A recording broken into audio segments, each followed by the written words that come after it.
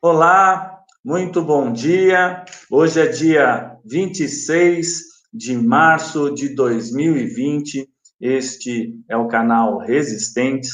Nós estamos em mais uma transmissão. Recebemos hoje aqui o professor da Universidade Federal do Paraná, Clóvis Gruner, que vai aqui conversar conosco, falando sobre o momento político que o Brasil passa e toda a questão da pandemia que afeta todo o planeta. Bom dia, professor Cláudio. Muito bem-vindo ao canal Resistentes.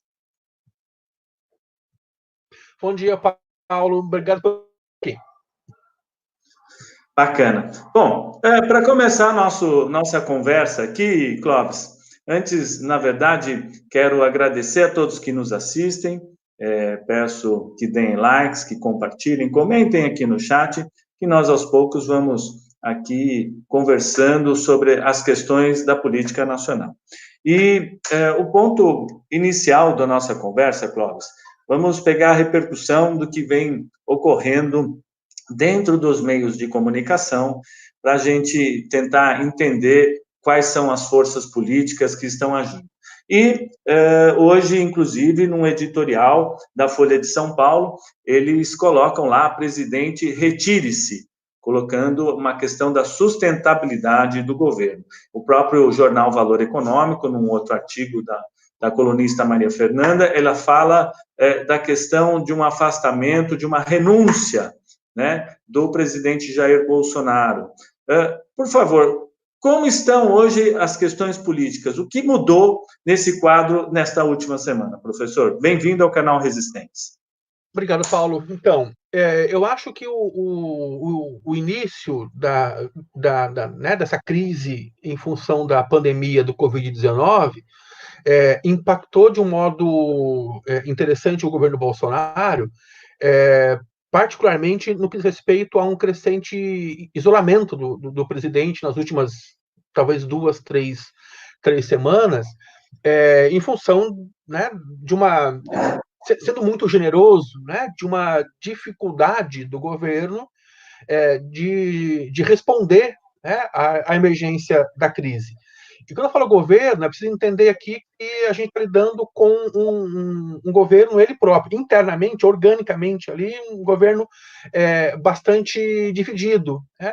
Nos primeiros dias, nós tínhamos, de um lado, um discurso um pouco mais técnico, né, do ministro Mandetta, que já voltou atrás também, né, entre o discurso técnico e o cargo. Desde ontem, ele parece que optou pelo cargo, mas nos primeiros dias, né, tanto que as redes sociais, né, mesmo a oposição ao Bolsonaro vinha registrando, né, o quanto, em meio à crise, a postura, o discurso do Mandetta seguia uma linha correta ao ouvir, né, os discursos técnicos, ao tentar implementar medidas que seguiam orientações de médicos, especialistas, etc. Então, de um lado, tinha esse quadro, vamos chamar assim, mais técnico, de outro, um presidente que, alinhado principalmente, né, ao Trump, né, insistia em minimizar a crise, insistia em dar respostas frágeis, né, a um ambiente de crise que nós sabíamos, porque acompanhamos, né, outros discursos um pouco mais balizados, sabíamos que era apenas o início, né, de uma pandemia que tendia a se aprofundar. À medida, né, que a pandemia foi de fato se aprofundando e que se confirmaram, né, os prognósticos de médicos, especialistas, infectologistas, em que os exemplos de países que já atravessam a crise há mais tempo, o caso da Itália, da Espanha, além da China, são aí os mais visíveis, porque mais sérios, porque mais delicados, né, a insistência do presidente em se manter, né, num discurso que minimizava, né, a crise, tendeu a isolá-lo cada vez mais. Né? Ele foi perdendo uma base de apoio que lhe era muito cara, né, entre lideranças políticas e intelectuais mais à direita, né, que o apoiavam desde 2018. Então, bolsonaristas de primeira hora, né, foram aos poucos ou se afastando ou rompendo publicamente com ele. Oi, Paulo, diga. O que ele não soube, né? Nessa questão que você está falando desse apoio, o que ele não soube, né? lidar? Onde é que está o ponto ali que tem essa curva de inversão, que é dessa questão que você está colocando? Eu tenho a impressão, Paulo, que assim, se você analisar o bolsonarismo desde a campanha, desde 2018, e aí de um modo mais sistemático, pode-se dizer assim, ao longo de 2019, o bolsonarismo, ele é o governo Bolsonaro, né, ele é um governo que aposta no caos. Né? Há uma aposta no caos, há uma aposta no tensionamento do campo político, né? Há uma aposta violenta, né? Num discurso que, desculpa a redundância, né? Tende a fazer aparecer de modo mais sensível às violências, né? Políticas, a eleição de inimigos, a imprensa, a oposição, de mandar a esquerda, de mandar a oposição, né? Para Ponta da Praia, né? Que é o discurso de vitória dele, né? A Ponta da Praia, que era o lugar de tortura. Quer dizer, houve um recrudescimento de um discurso truculento, violento, né? De eliminação do inimigo, de eleição e eliminação de inimigos, que era, assim, sendo um pouco simplista, né? Uma aposta do bolsonarismo no caos, né? Ou seja, nesse tensionamento que tumultuava o ambiente político, né? Que fazia terra arrasada do debate público como condição de governo. Né? Se os governos anteriores, se Dilma, Lula, FHC, né, apostaram na governabilidade pela coalizão, o Bolsonaro apostou na governabilidade pelo caos, pelo tensionamento, né, pela truculência. O que acontece com o coronavírus? O coronavírus traz ele próprio o caos, né? Assim, como é que você mantém o caos num discurso, né, num momento de caos econômico, né, de caos social, né, quer dizer, no momento em que as condições, vamos chamar assim, de objetiva, né, no momento em que a realidade política já ela própria caótica, você precisa de um governo que consiga restabelecer ou que consiga certa ordem institucional, né, que é alguma coisa que o Bolsonaro não consegue fazer. Né? Assim, se você analisar a trajetória do bolsonarismo, né, não só do Bolsonaro pai, mas dos filhos, as trajetórias políticas são todas elas, né, construídas a partir de relações, por exemplo, com as milícias, né, que tem uma política de violência, né, no Rio de Janeiro, etc.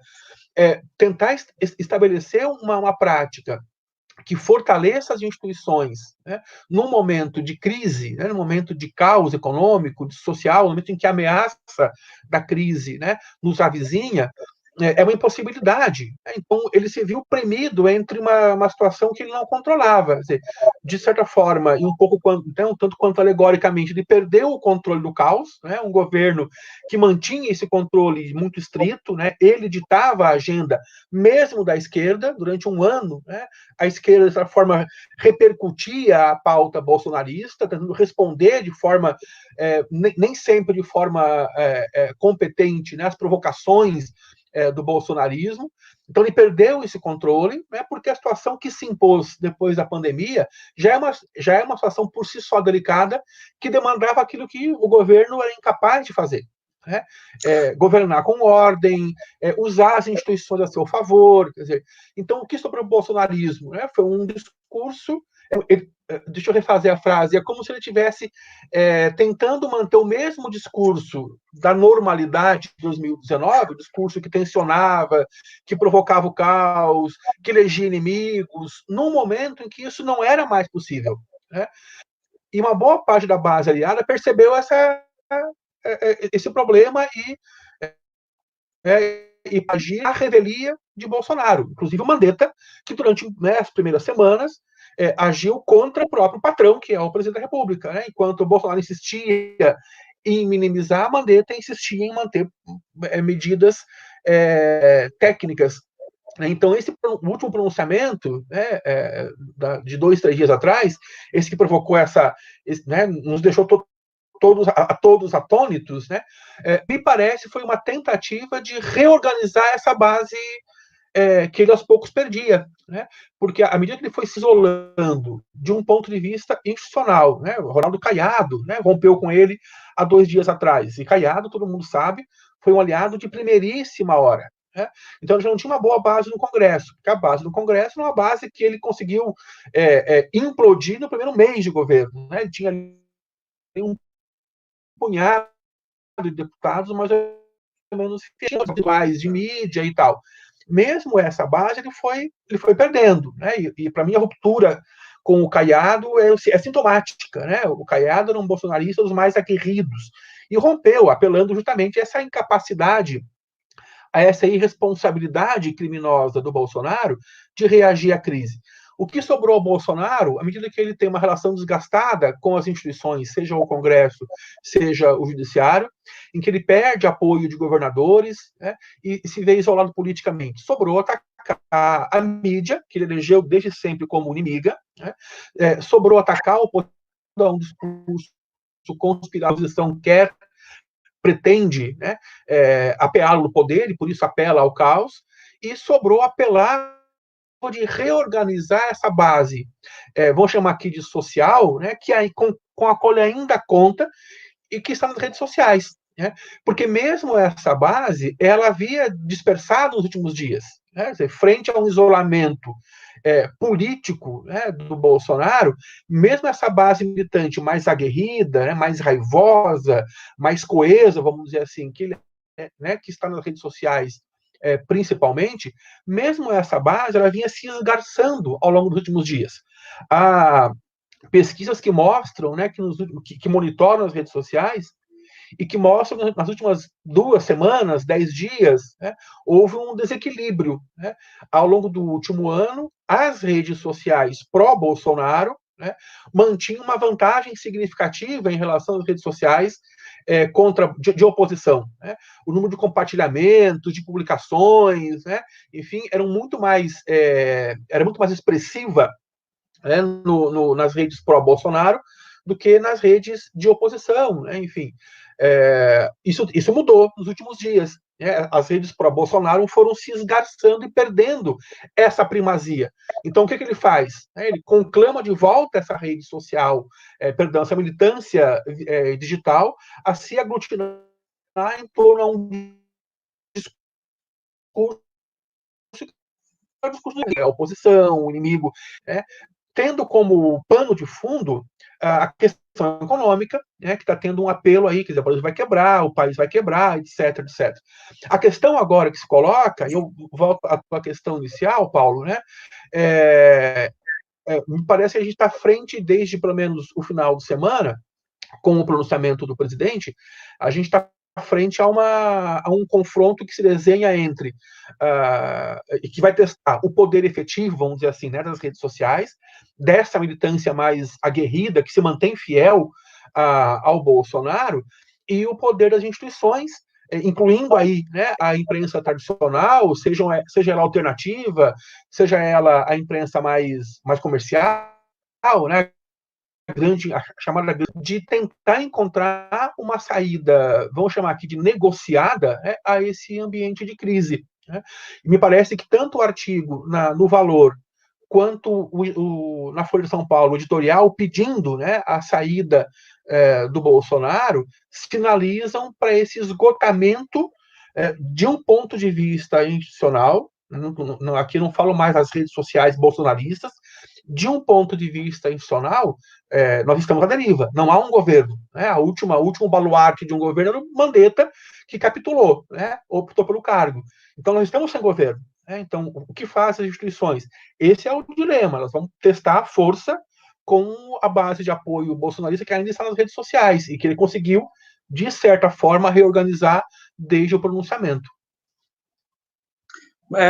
Se nós pegarmos, eu chamo de discurso da morte, né? Como foi muitas pessoas também definiram, professor Clóvis, porque quando você expõe as pessoas ao risco, né, de contaminação e essa pandemia, você ser um vetor, né, dentro dos seus grupos sociais, ninguém vive isolado, ainda mais no mundo globalizado. Exato. Os países tiveram que fechar as fronteiras por conta que o vírus, ele não sabe, não existe aqui acaba o Brasil, aqui começa a Argentina, aqui começa o Uruguai, aqui está o Paraguai, isso não existe.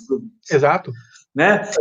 E aí eu queria pegar uma outra observação, dentro desses grupos políticos, né, veja, nós vivemos o neoliberalismo, né, como a política de governo, como política de Estado geral praticamente no mundo, onde existia uma supremacia desse sistema de governo que vinha, né, mesmo dos governos do FHC ou os governos do PT, não foi quebrada uma regra Sim, nesse sim, sentido.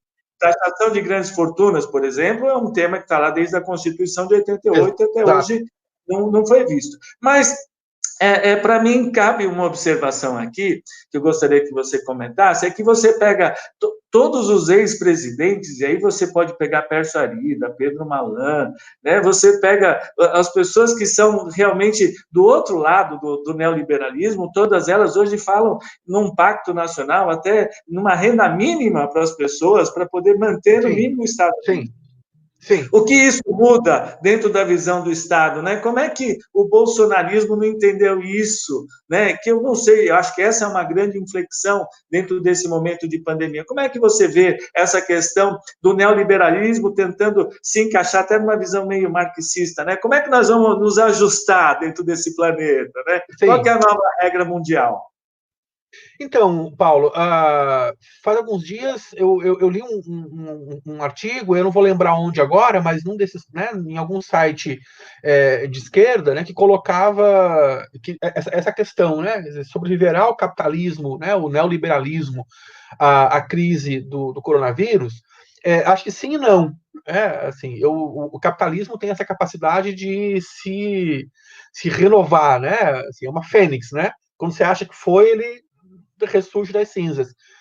Por outro lado, então, assim, eu acho que a pandemia não vai fazer o que a Revolução foi capaz de fazê-lo, né? Que é por fim ao capitalismo.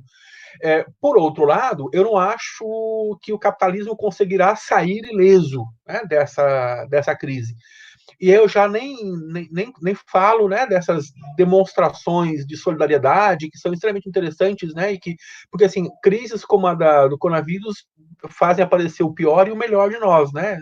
Então há vários exemplos de redes, né, de solidariedade, virtuais ou não, né, que têm surgido aí na esteira da crise e que vão um pouco ao encontro do que um anarquista que eu gosto muito, o Kropotkin, né, falava contra Darwin, né?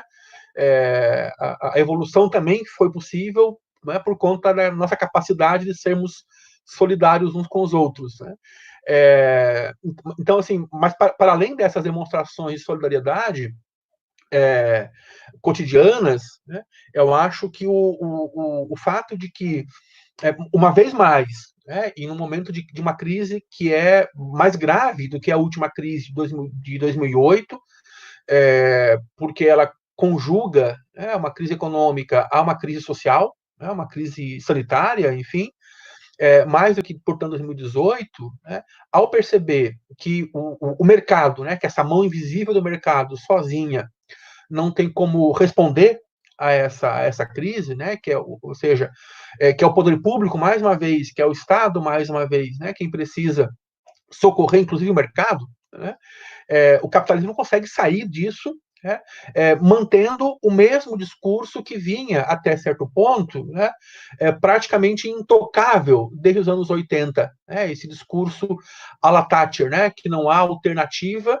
que não seja o liberalismo, que não há alternativa, né, que não o mercado. Né? Aliás, eu tenho a impressão que se Thatcher fosse viva, né, ela teria que se ver com duas máximas, né, que foram colocadas em xeque com essa crise. Né?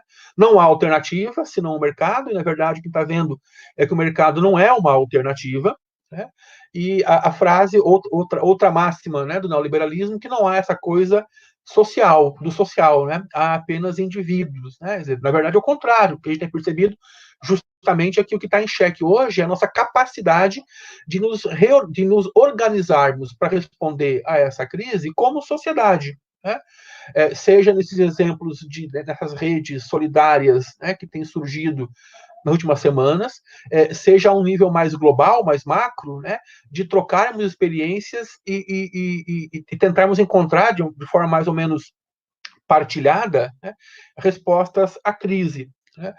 E aí é significativo que nós tenhamos, e a tua questão é interessante por conta disso, que a gente esteja vendo alguns intelectuais, alguns economistas liberais, né, até então críticos de qualquer intervenção, né, do Estado, né, na economia, chamando a atenção para o fato de que sem uma participação mais efetiva, mais planejada, mais coordenada do Estado, a gente não sai da crise.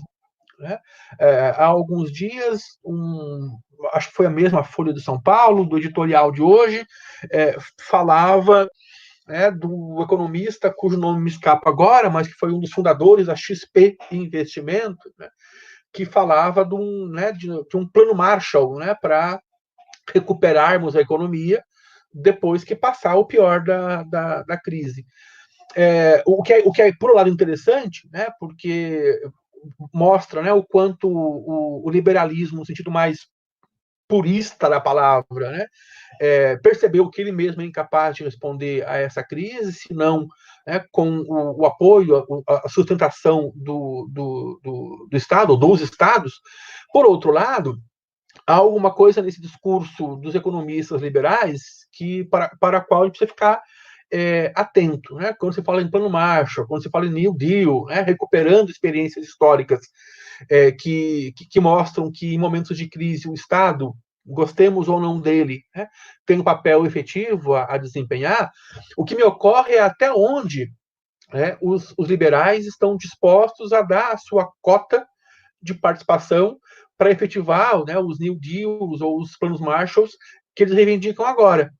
Porque se a gente voltar atrás, né, nas experiências históricas, onde o Estado desempenhou um papel, Roosevelt nos Estados Unidos com o New Deal, né, nos anos 40, no pós-guerra, o Plano Marshall, para recuperar economias capitalistas que estavam em crise, seja pela quebra da Bolsa em 29, no caso do New Deal, seja o Plano Marshall após a Segunda Guerra Mundial, para recuperar economias europeias capitalistas em crise, o que nós temos, muito claramente, é uma mudança, ainda que pontual, né, ainda que para responder àquele momento de crise, é uma mudança nas bases econômicas que criaram novos modos de conduzir a economia.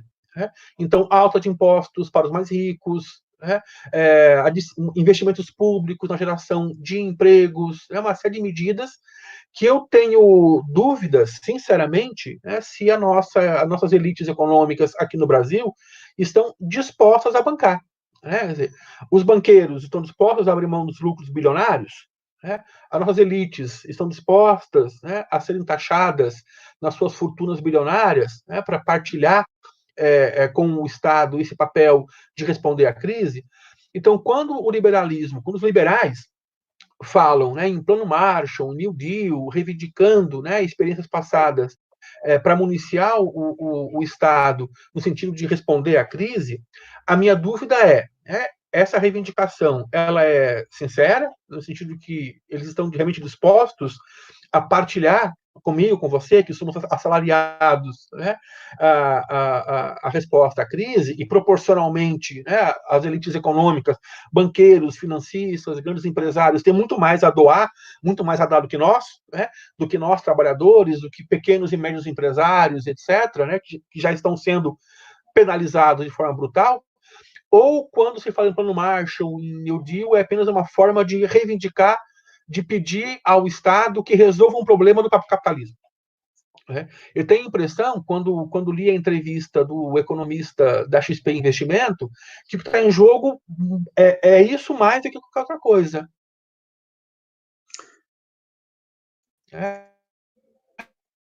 É um capitalista apelando ao Estado para resolver um problema que ele próprio, o capitalismo, é incapaz de resolver. Não há uma disposição, né, das nossas elites econômicas, né, em fazer, vamos chamar aqui de um sacrifício, né, no sentido de socorrer a economia. Há uma disposição, uma reivindicação do Estado para resolver um problema que é do capital, né, que é manter a margem de lucro, né, que é manter a economia funcionando, sem renunciar a nenhum direito, a nenhum privilégio, que hoje já são, né, os dessa elite.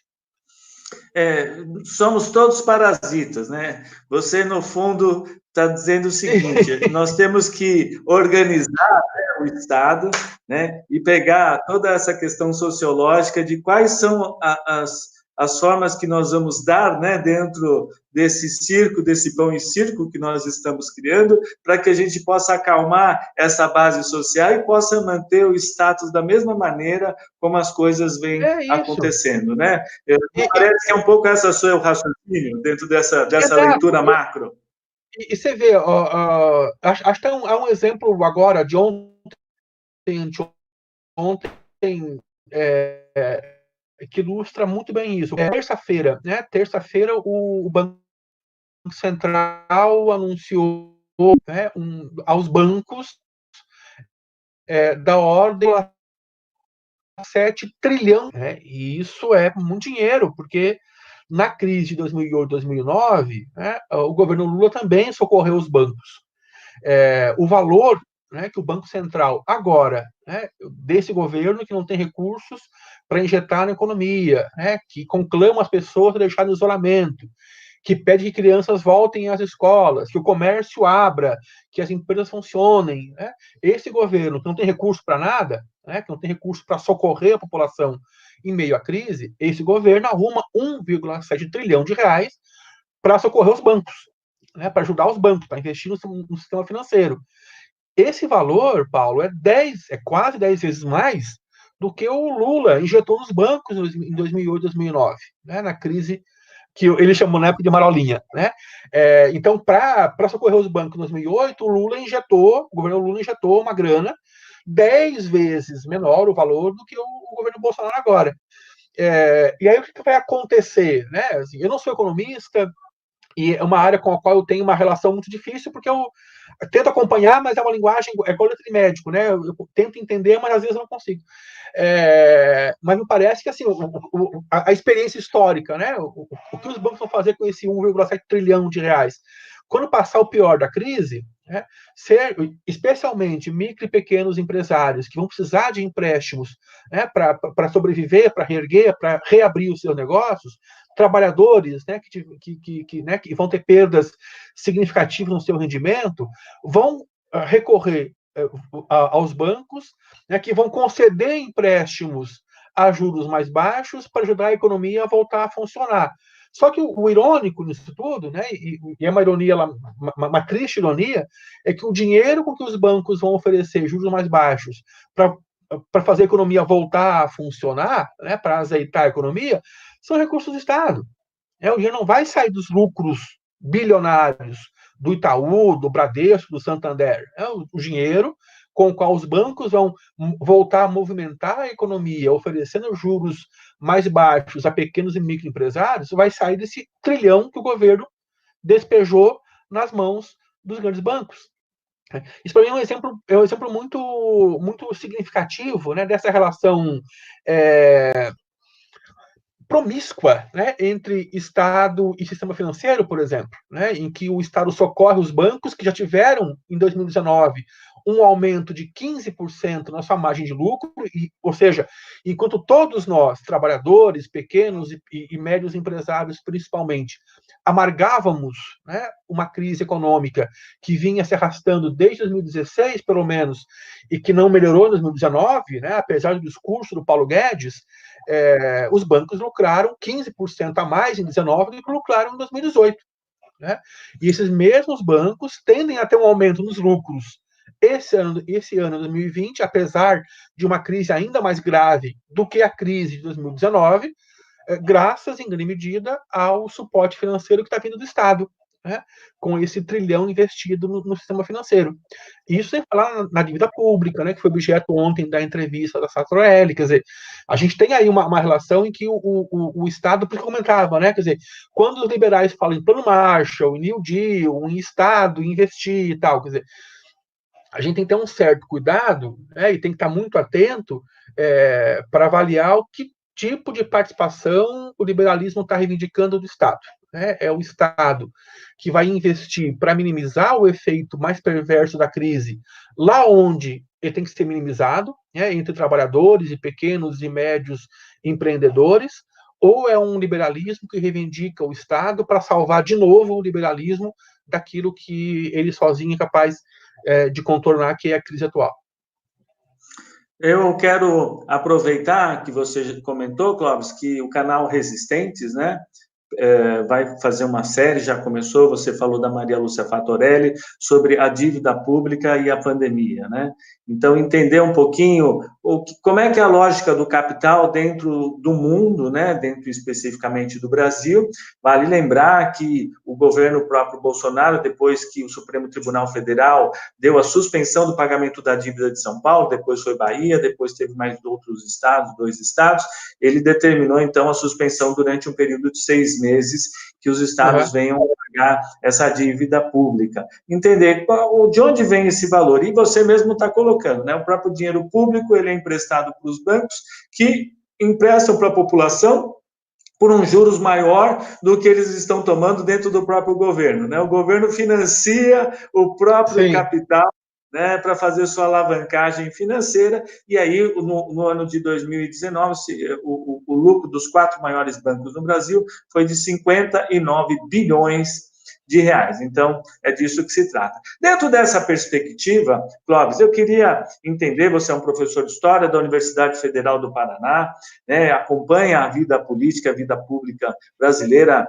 desde sempre, e eu queria fazer uma observação dentro que existe aí a questão de como se livrar de Jair Bolsonaro, porque hoje a regra você pode passar dentro dos neoliberalistas, dentro dos meios de comunicação, do Congresso Nacional, já existe um consenso, o impeachment é um processo extremamente doloroso, é um processo demorado, então nós estamos vivendo 2 pandemias, né? A pandemia do governo e a pandemia do coronavírus.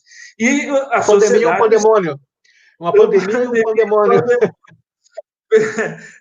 E aí, dentro dessa característica, inclusive, Clóvis, eu queria entender o que a base militar tem dentro dessa contextualização, inclusive de apoio ao governo do Jair Bolsonaro. Eu quero lembrar que teve um comandante do Exército, o Edson Pujol, que mandou um relato para a parte baixa dentro dos militares, né, dizendo que eles não apoiam, até porque no Rio de Janeiro, dentro da linha de policiais, são famílias muito pobres, que vêm da favela e que fazem parte, né, desse grupo do Estado, né, que fazem a parte da defesa do Estado, desse grupo repressor. Então, a gente está falando da polícia, a gente está falando do Exército, a gente está falando desses meios que o Estado tem aí para conter a violência. E dentro desses núcleos familiares, a questão é colocada como a própria sobrevivência daqueles grupos familiares.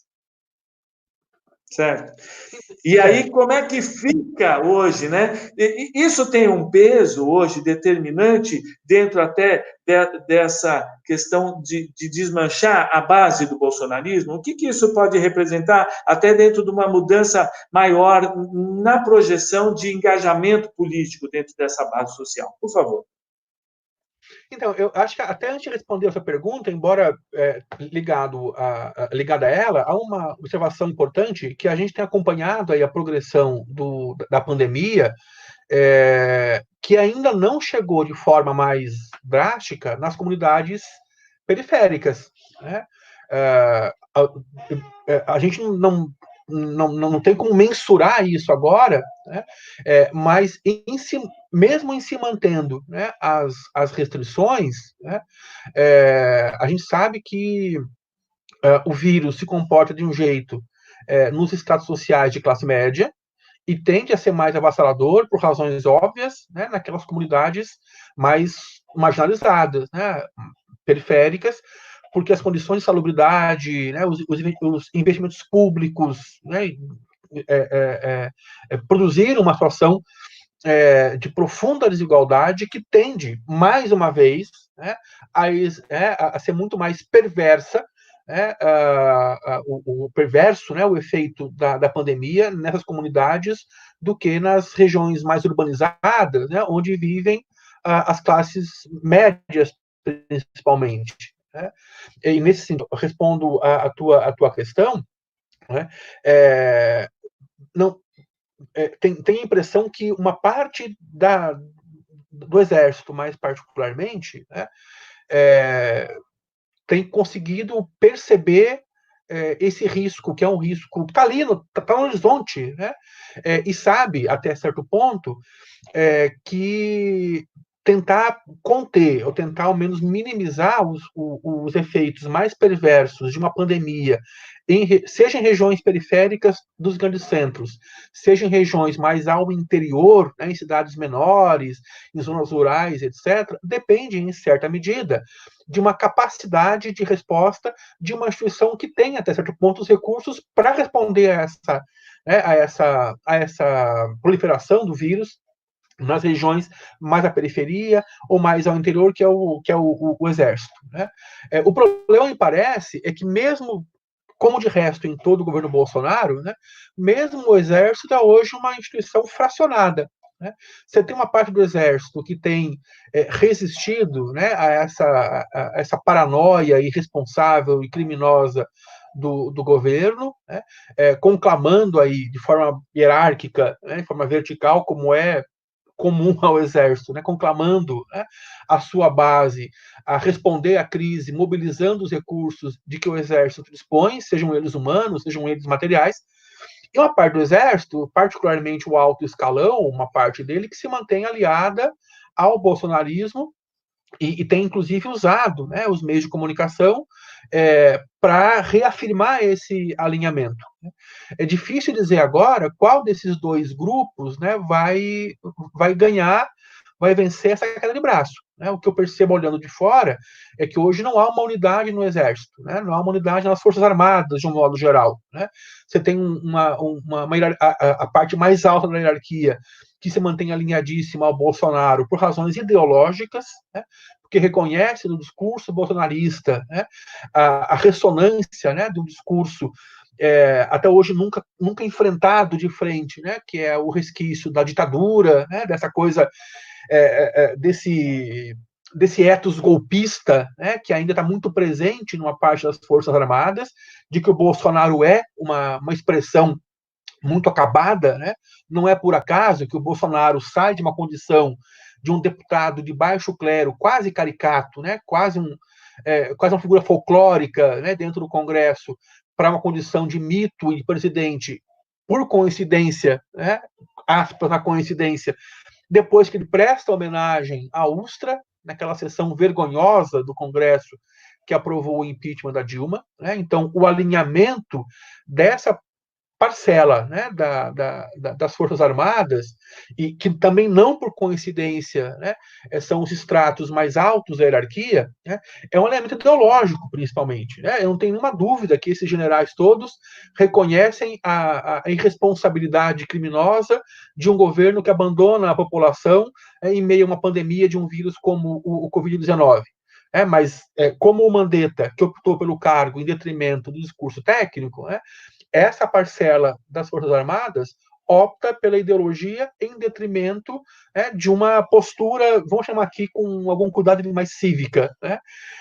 E uma parcela que tem tentado resistir, né, dentro do que é possível, reconhecendo o papel que tem as Forças Armadas agora de contenção dos efeitos mais deletérios da pandemia, particularmente naquelas regiões, sejam urbanas, sejam mais ao interior, que não contam com uma estrutura capaz de responder à crise. Né? Quer dizer, as Forças Armadas deveriam e poderiam ter aí um papel importante. Né? Como eu falei, não tem como saber agora qual desses dois segmentos vai vencer a queda de braço. Né? A gente torce para que seja esse grupo mais moderado, mais racional, né? Mais responsável, mas não tem como saber. De certa forma, tenho a impressão que isso também depende, né, desse outro confronto que eu comentei ainda há pouco. Né? Nós estamos hoje frente a um confronto que vai, né, uma medição de forças entre, de um lado, né, as forças mais institucionais e mais institucionalizadas, STF, parlamento, oposição, a imprensa, né, que bate de frente com esse chamamento, né, à reorganização da base militante bolsonarista, feito no último pronunciamento, e que se reorganizou de modo muito rápido e muito significativo, e ao mesmo tempo muito preocupante, após o último pronunciamento, e que voltou a atuar nas redes de um modo organicamente muito mais expressivo nos últimos 2 dias. Né? A gente voltou a ter esse confronto, uma certa uma certa igualdade que nas últimas semanas havia se desequilibrado, né, entre esse discurso mais institucional e esse discurso militante bolsonarista, né? E essa medição de forças vai repercutir também em outras instâncias, incluindo o papel das Forças Armadas. Em resumo, Paulo, assim, só para fechar aqui rapidinho, né? Eu acho que a gente depende agora de saber se esse chamamento do Bolsonaro no pronunciamento do último, né, dos últimos dias, vai surtir o efeito que ele espera, né? Porque me parece que é um pouco isso. Ele ia às redes sociais, não, perdão, ele ia a uma rede nacional, né? Num pronunciamento feito, a gente sabe hoje, ali quase em segredo, com o chamado gabinete do ódio, né? Um discurso escrito com a participação do Carlos Bolsonaro, que dos três filhos é o mais raivoso, né? O mais o que expressa melhor essa militância raivosa nas redes sociais.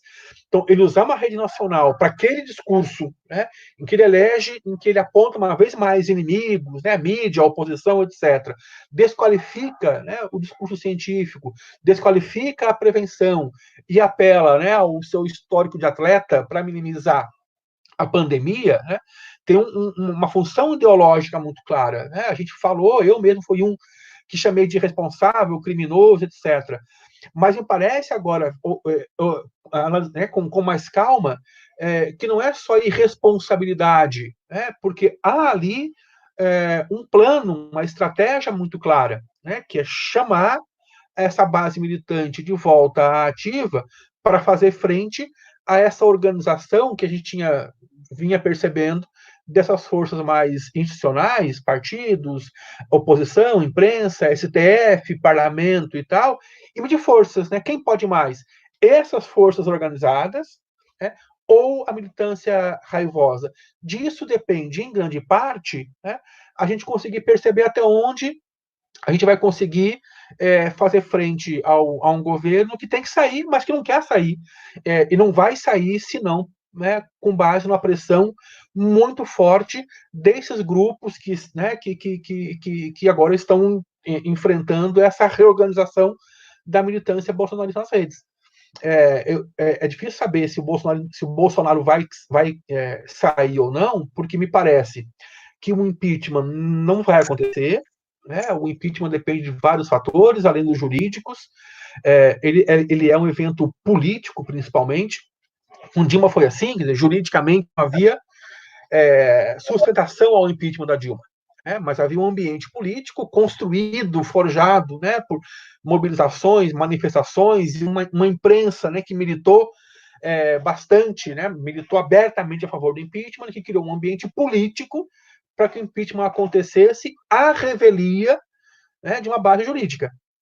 Hoje, por mais tumultuado que seja o ambiente político, nós temos a base jurídica, né? O Bolsonaro cometeu inúmeros crimes de responsabilidade, mas nós não temos um ambiente político justamente porque é um ambiente muito fracionado, muito caótico, né, em que as forças políticas em confronto, né, não são capazes de sozinhas apontarem uma direção única. Nem a base bolsonarista é capaz hoje de sustentar o governo e dar a ele a força que ele precisa ou que ele gostaria de ter para se manter no poder, mas também a oposição não encontrou ainda um jeito de transformar esse caos num discurso que convença, ou num ambiente que convença, seja o impeachment, seja a renúncia. Né?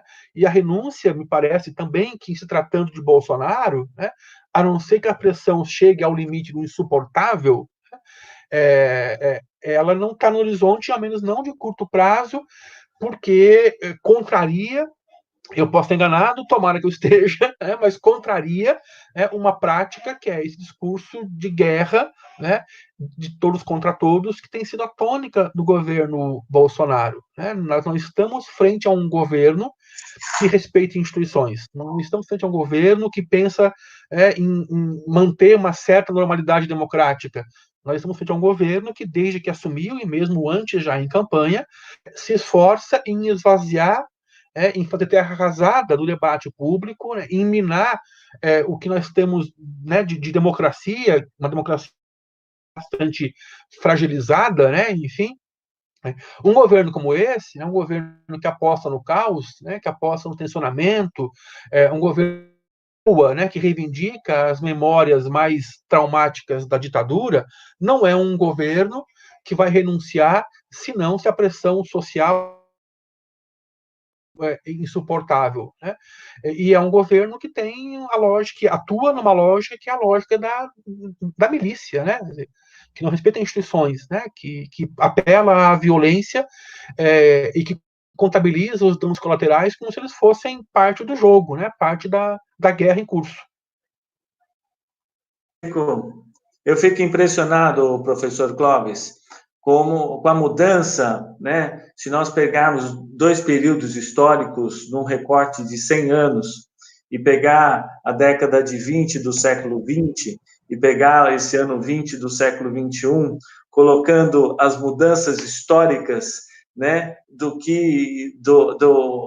da tomada dos bens naturais, da questão das riquezas que as pessoas estão se apropriando dentro dos países, do Estado, né, para fazer um recorte assim que, veja, não é tão distante, a gente está muito perto, falar 100 anos dentro de um período histórico, e você perceber como que o planeta está vivendo uma crise, né? Não sei se você concorda um pouco com essa minha visão, né, dentro dessa leitura aqui. Eu já te passo, olha, só para dar algumas informações em casos da pandemia, aproveitando aqui para a gente dar uma atualizada nas informações, professor. Olha, no mundo aqui eu tenho, segundo dados da Organização Mundial da Saúde, são 487 mil casos, né, eu estou arredondando um pouco, com 22 mil mortes, né, já dentro desse contexto. É praticamente quase 5% das pessoas infectadas estão falecendo, é um número bastante consistente. Sim. A Itália representa um caso gravíssimo, né? São 57.500 casos, com um número de morte de 7.500 pessoas. Então, você observa que o número de casos na Itália está próximo de 15%.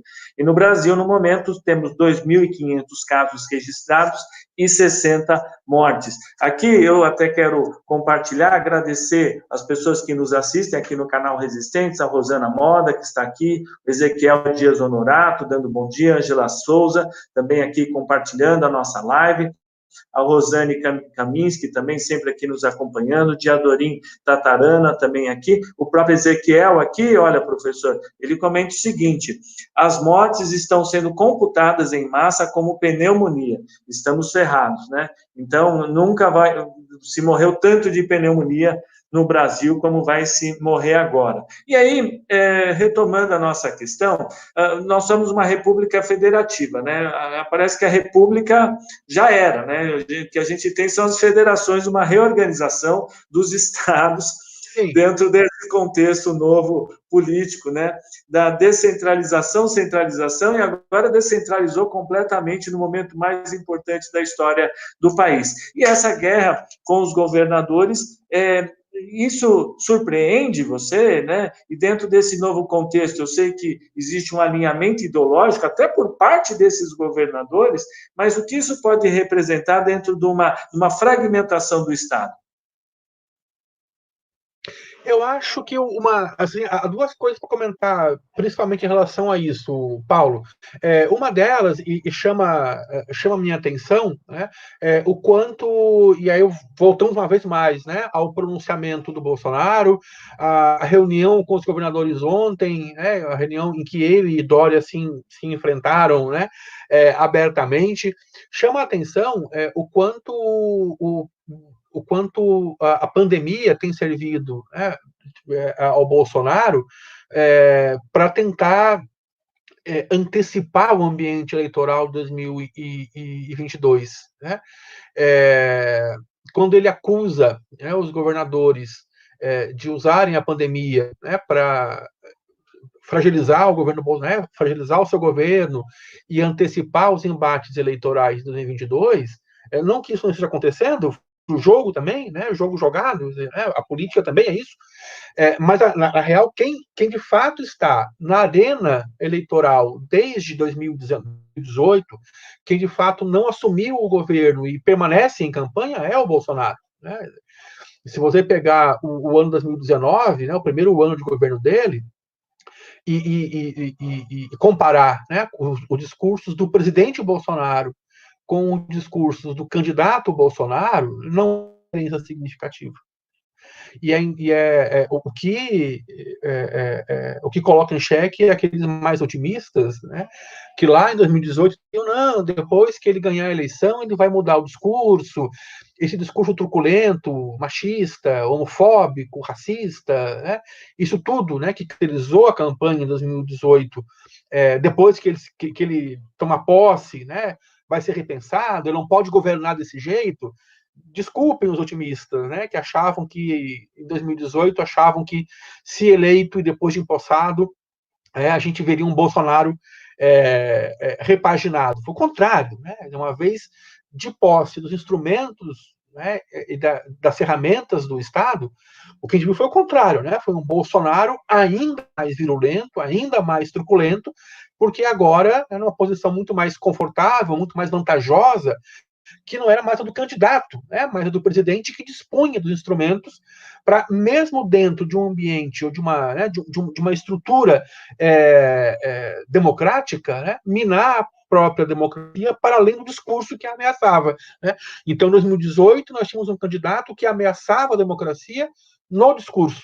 Em 2019, um presidente que ameaçou e fragilizou a democracia usando a própria democracia, né, para caçar direitos, para confrontar as chamadas minorias, né, para criminalizar movimentos sociais, uma série de medidas, não só discursivas, né, que deixaram muito claro que Bolsonaro realizou como presidente em um ano aquilo que de fato prometeu como candidato em 2018. Né?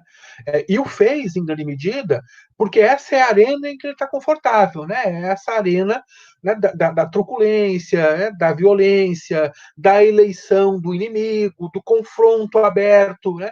Essa é a arena do Bolsonaro, e é a arena com a qual ele mobiliza, né, os seus militantes mais aguerridos. Como sair desse ambiente, né, que ecoa uma campanha eleitoral como a de 2018, num momento de crise e de pandemia? Né, e confrontando aqueles que ele vê como ameaça direta, né, mais particularmente o Dória, né, se disse candidato em 2022. Aqui no Paraná, né, o Ratinho Júnior, que é o nosso governador, ele está mantendo as mesmas medidas de São Paulo.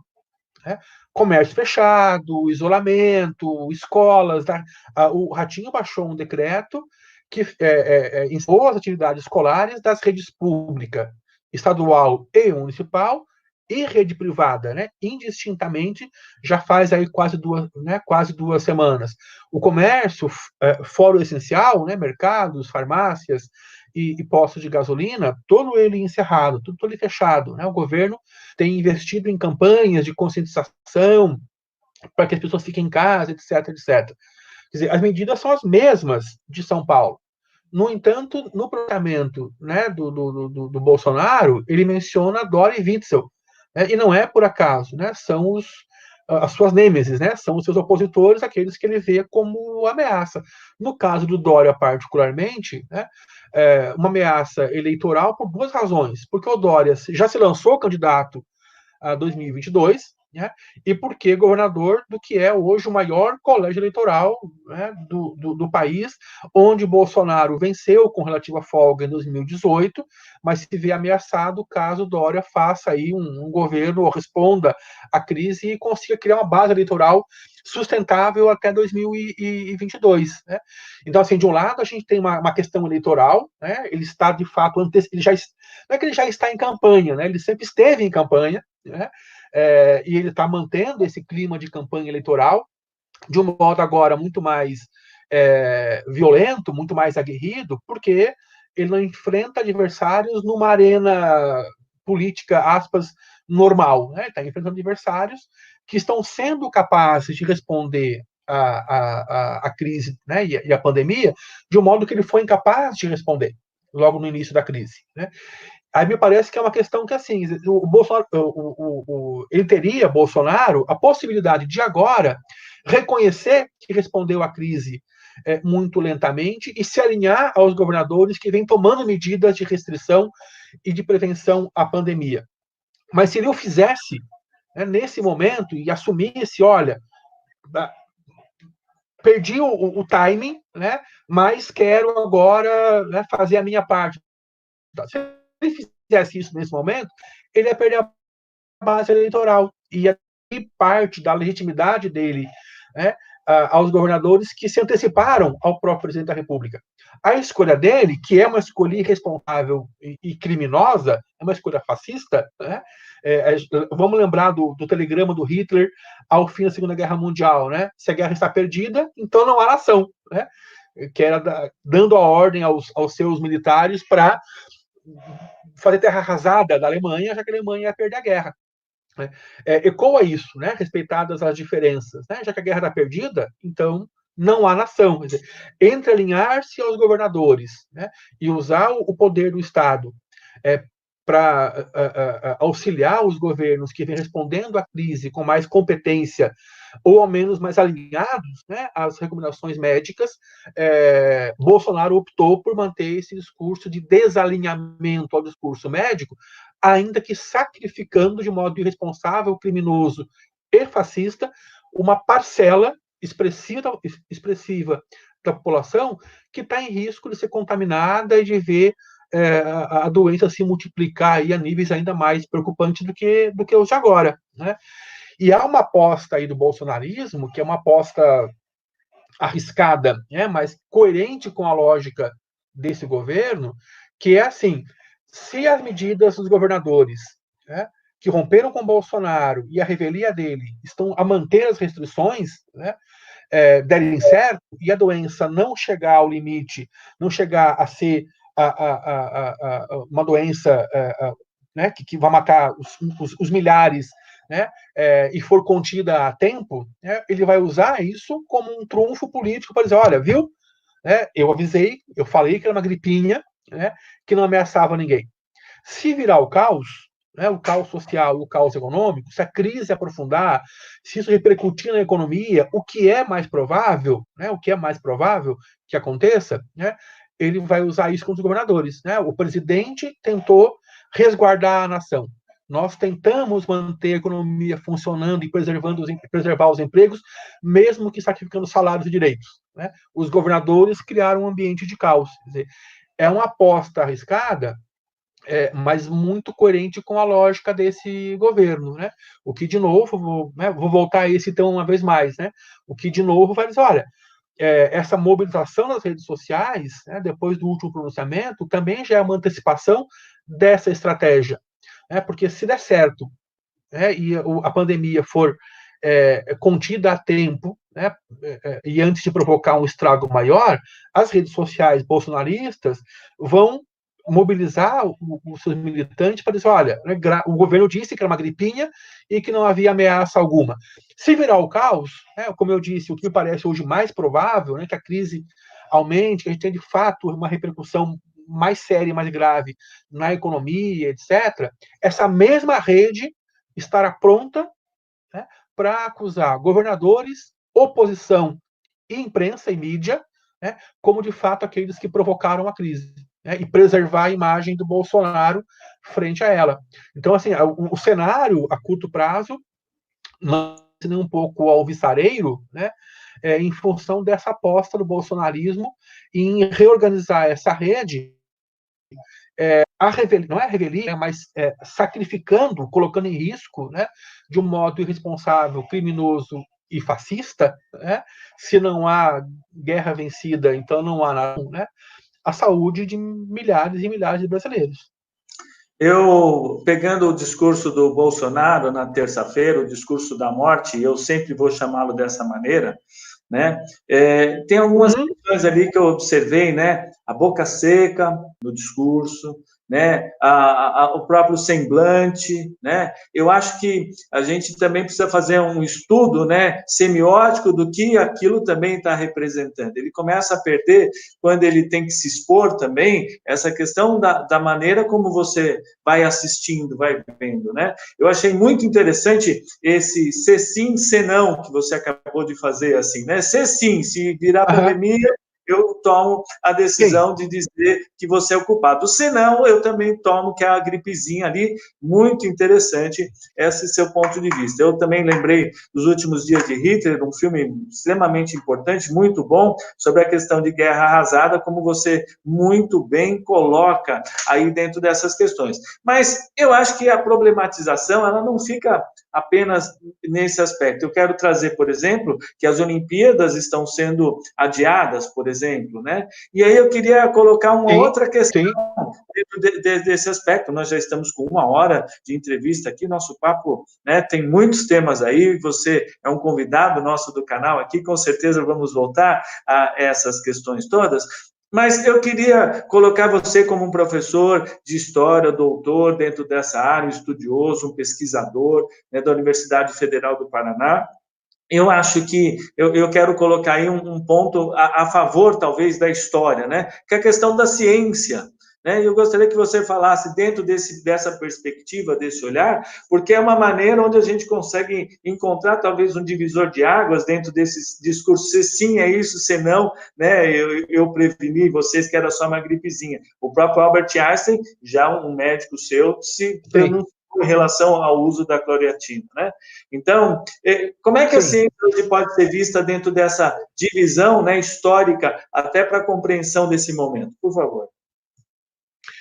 Pois então, Paulo, é de uma triste e lamentável ironia, né? Que no momento em que a gente mais precisa da ciência, a ciência esteja sendo tão desacreditada, né?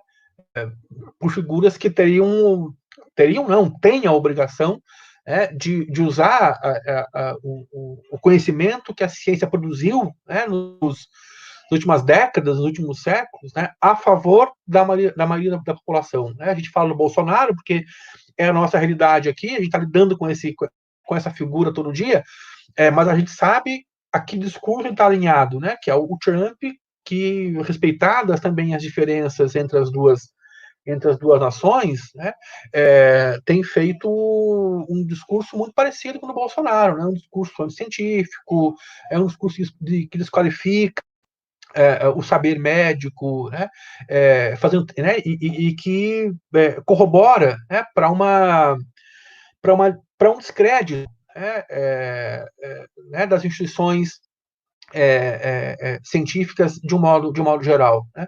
No Brasil, mais particularmente, essa é desde assim, tomando como marco, né, mas um pouco mais simbólico, né, desde o Temer em 2016 e de modo muitíssimo mais expressivo desde o ano passado, né, a gente tem assistido nas universidades mais, né, de forma sensível, né, a um desmonte, né, das instituições do aparato de pesquisa, seja, para usar o eufemismo do Weintraub, né, seja contingenciando verbas, né, investidas nas universidades públicas, né, que é o que produz pesquisa no Brasil, né, o grosso da pesquisa no Brasil sai dos laboratórios, sai dos campi universitários de instituições públicas, sejam federais ou estaduais, né, e que tem sentido de forma muitíssimo grave, né,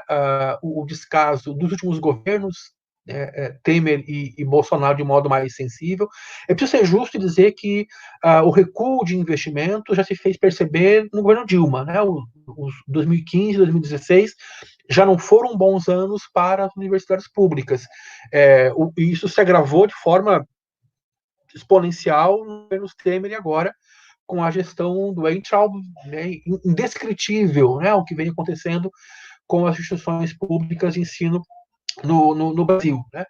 Mas há um agravante no atual governo em relação ao Temer e mesmo ali ao governo Dilma nos últimos 2 anos, em que já se percebeu aí um recuo, né, nos investimentos no ensino superior, em pesquisa, etc., porque para e passo, né, com a falta de investimento, com o recuo de investimento, corte de verba, corte de bolsas, né?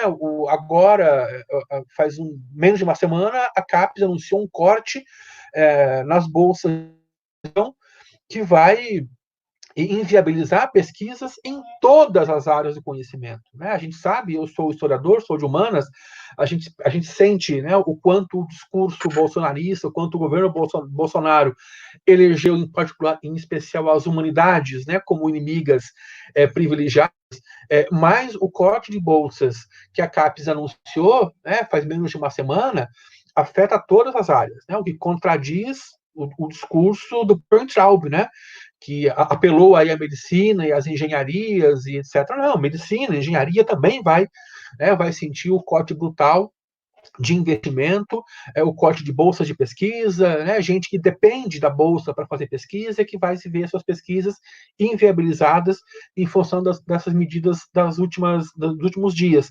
Mas, como eu dizia, o que diferencia o estado atual é que esse corte de verbas, né, essa falta de investimento, essa precarização do ensino superior e da pesquisa no Brasil, caminha para e passo a um discurso ideológico que desqualifica o próprio conhecimento científico, né?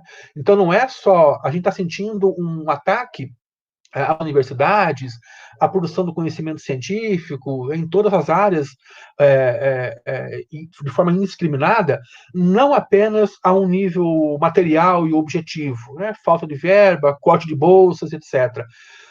O que a gente percebe hoje é uma desqualificação também a um outro nível, que vamos chamar aqui de simbólico, político, ideológico mesmo, né?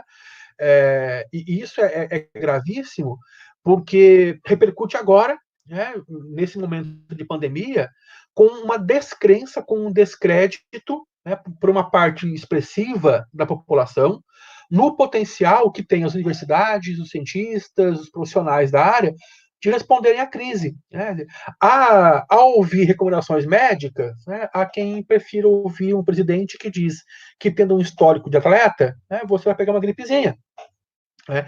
Ao ouvir anos e décadas, né, de produção sobre pandemias, né, vindas das universidades e laboratórios e cientistas renomados, né, especialistas nas suas áreas, com uma farta produção científica publicada, etc., né, prefere-se ouvir um presidente que fala que é preciso salvaguardar a economia, porque, afinal de contas, né, a pandemia é só uma fantasia, né, da mídia e da oposição, né?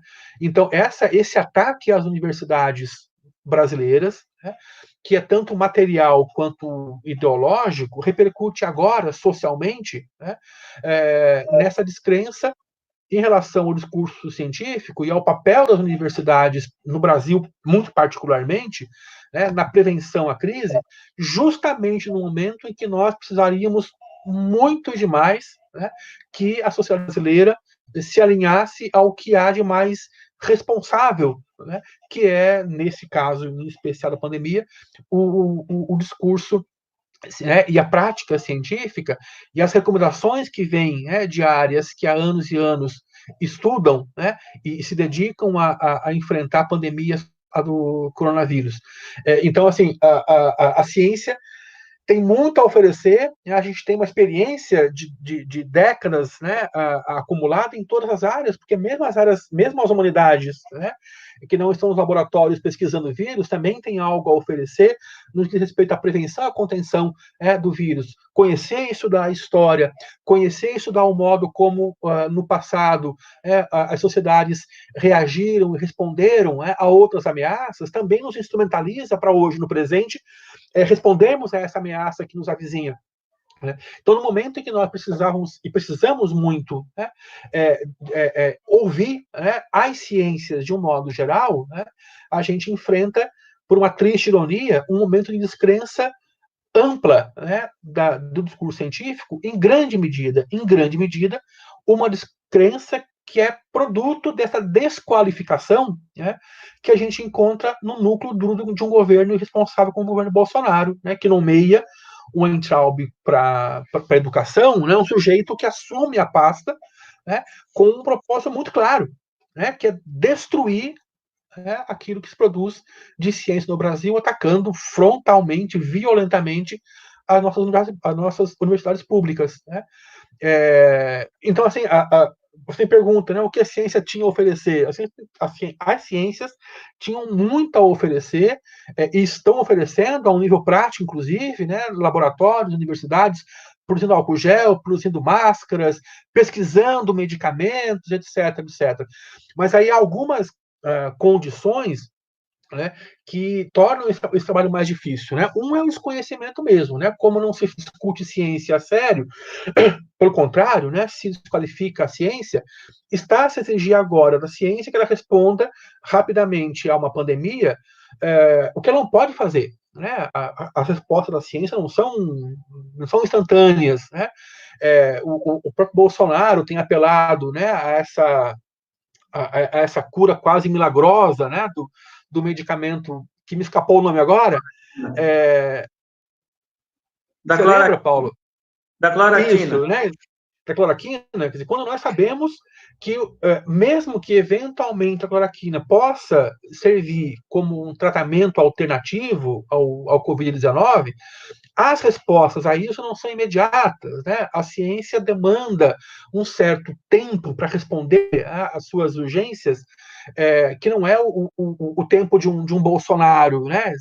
O que é irresponsável sobre todos os pontos de vista, porque afirma, né, o que ele não pode afirmar, porque a própria ciência não confirma ainda que a cloroquina é de fato eficaz, porque desqualifica pesquisas que mostram efeitos colaterais e que, por isso, pedem que a ciência investigue mais calmamente, né, o quanto pode cloroquina e os riscos implicados, né, nessa medicação, mas também é responsável, porque um pouco a exemplo, né, dos governadores, se a ciência não responder no tempo e na urgência, que é o tempo e a urgência do Bolsonaro, ele acusa a ciência de ser responsável pelo atendimento às demandas da população. Né? Então a gente tem aí em jogo, mais uma vez, um discurso que, por um outro caminho, em meio a uma crise, reforça essa desqualificação da ciência que produziu essa descrença com a qual a gente está lidando hoje. Né? Uma universidade, a produção científica desqualificada, quando não mesmo criminalizada, né? No caso das humanas, em especial, né? Há um discurso que criminaliza mais do que desqualifica a produção científica em ciências humanas, e ao mesmo tempo refém desse discurso irresponsável de um presidente que diz que obriga a ciência a responder de modo rápido aquilo que ela não pode responder de modo rápido, né? E que vai usar isso como um subterfúgio para desqualificar de novo a ciência, chamando a ciência, os cientistas e a universidade de irresponsáveis, incompetentes e incapazes de responderem à crise. Então, assim, no Brasil, particularmente, Paulo, a produção científica vive o que é o seu pior momento nos últimos muitos anos. Né? De precarização, de desqualificação, refém de um governo irresponsável e anticientífico sob todos os pontos de vista, e que tem colaborado de modo muito, muito significativo para produzir esse ambiente, né, de terra plana, né, terra arrasada e terra plana, né, em que uma boa parte da nossa população descrê da ciência, como eu disse, no momento em que a ciência poderia, né, nos auxiliar a conter, né, a enfrentar esse momento de crise, seja ela a crise sanitária, de saúde pública, seja a crise econômica, inclusive. Muito bacana, muito importante essa sua leitura. Eu gostei de você conseguir fazer essa menção dos dois lados, né, de onde está indo a moeda, uma leitura até semiótica, uma leitura mais estruturada em relação às ações do que o governo Bolsonaro anda fazendo. Eu quero crer, né, que realmente muito do seu discurso, sem dúvida, ele é verdadeiro, mas também quero apontar que nem tudo está como era antes, né? Por exemplo, dentro da própria classe médica existia, né, fotos de grupos médicos todos abraçados com a camisa bolsonarista, sim, e hoje até dentro sim. dos médicos, né? Hoje eles mesmos são confrontados, né, com os dados da realidade, e eles têm que realmente compreender que até profissionalmente, né, no juramento que eles fazem na hora de salvar as pessoas, a coisa pegou, Sim. né? Então, eu acho que são nesses núcleos também que a gente vai vendo, talvez aquela questão da própria bolha, né, que ele construiu, que existia no Brasil, e ela vai também sofrendo, né, os efeitos do que vem acontecendo no mundo, né? Não fica uma coisa, você tem a balança ali, e a balança não fica simplesmente focada aqui. Tudo bem, a gente tem um microscópio maior dentro do nosso contexto, mas a gente fica olhando uma plantinha, de repente, se olhar a floresta, a coisa dá uma visão um pouco maior, né, até para essa realidade. Eu acredito que a questão do Bolsonaro, ainda para mim, acho que ele coloca, sim, uma possibilidade de renúncia, porque as pressões são extremamente fortes, né? E eu acho que ele, psicologicamente, não tem a capacidade, né, de fazer a gestão, porque ele mesmo vai perceber que os núcleos duros deles vão se desfazendo. Eu vou passar aí a palavra para você, fazer até seus últimos comentários, Clóvis. Nós já estamos com 1h15 de transmissão. O canal Resistentes tem uma alegria enorme em recebê-lo aqui. O convite, com certeza nós vamos voltar a ter outros bate-papos. A sua presença aqui se mostra extremamente brilhante. Por favor, passa a palavra ali para você fazer o seu complemento de raciocínio e dizer o nosso agradecimento à sua participação aqui no nosso canal. Por favor. Valeu, obrigado, Paulo. Então, antes de me despedir, eu queria fazer um registro, aproveitando a sua deixa aí, né, dessas demonstrações, algo mais positivas em meio ao cenário em que estamos, né, dos médicos que têm retomado aí que têm mostrado aí uma disposição, inclusive, a se afastar, né, do discurso mais ideológico, que é o papel que o SUS, né, acho que eu não queria encerrar minha participação sem registrar isso, né, o papel que o SUS vem desempenhando desde o início da crise, né? A saúde pública no Brasil, ela é maltratada também, né, por anos e anos de governos que investiram muito pouco, quase nada, para criar uma estrutura mais condizente com o que nós precisamos. Houve aí um certo momento, né, no governo Lula, principalmente, né, em que os investimentos no SUS foram mais vultosos, mas foram investimentos pontuais num sistema que precisa de investimentos constantes, né? Quer dizer, não se cria uma estrutura de saúde pública, assim, não se cria uma estrutura de educação pública de qualidade investindo 4, 5, 6, 8 anos, né? Investimentos constantes e longevos para você criar e manter uma estrutura de qualidade. Mas o interessante é que, mesmo e apesar das precariedades, né, foi o SUS, foi a saúde pública, quem respondeu prontamente e está e continua respondendo, né, às demandas mais urgentes da pandemia. Ele não queria encerrar sem registrar isso que me parece altamente positivo. Ainda há pouquinho nós comentamos que o capitalismo não sai dessa ilesa, ele vai ter que se repensar se ele quiser sobreviver depois dessa crise. Também a saúde pública no Brasil não sai dessa ilesa. Vai ser difícil manter o discurso de desqualificação do SUS, a tônica, né, entre as classes médias, principalmente, depois que foi o SUS, principalmente, quem respondeu e vem respondendo de maneira responsável e ágil, né, a pandemia. Então, queria só registrar isso, porque eu acho importante, nesse momento, reconhecer o mérito do SUS e dos seus profissionais que têm feito tanto para minimizar os efeitos da crise. Isso dito, registrado aí, né, Paulo? Queria também agradecer o convite para participar aqui do canal, estou sempre à disposição, né, para a gente voltar a conversar, e acho que é isso, né, usar, a gente tem um momento muito delicado, essas últimas semanas, com a pandemia, né, nos colocaram frente a inúmeros desafios. Acho que a esquerda tem um papel importantíssimo, né, e tenho feito ao longo de 2019, tenho sido muito crítico, como alguém de esquerda, né, a nossa dificuldade de responder, né, a um governo, a gente sempre reagindo ao governo, né, isso eu comentava há pouco.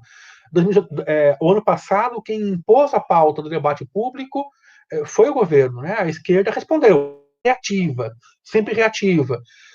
Talvez, né, em meio a esse cenário de pandemia, de crise, né, generalizada, a gente consiga, nós da esquerda, fazer mais do que reagir, né? A gente precisa voltar a propor, né? Se a gente quer, de fato, que a esquerda volte a ter um papel relevante no debate público brasileiro, a gente tem de ser capaz de voltar a ser propositivo, né? A gente não pode se limitar a ser esse grupo político que reage, né, a um governo fascista. A gente tem que ter alternativas concretas em todos os campos, a saúde, a economia, etc., a educação, etc.